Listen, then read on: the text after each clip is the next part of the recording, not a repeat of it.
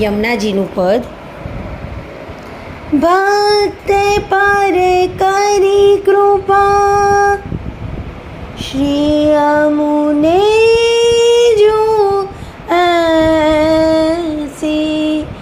ભક્ત પર કરી કૃપા શ્રી અમુને જો એસી. છાંડીની જદામ વિશ્રામ બોધ લગિયો. પ્રગટલી લા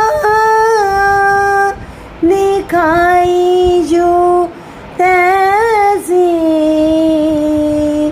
ભક્ત પર કરી કૃપા શ્રી અમુ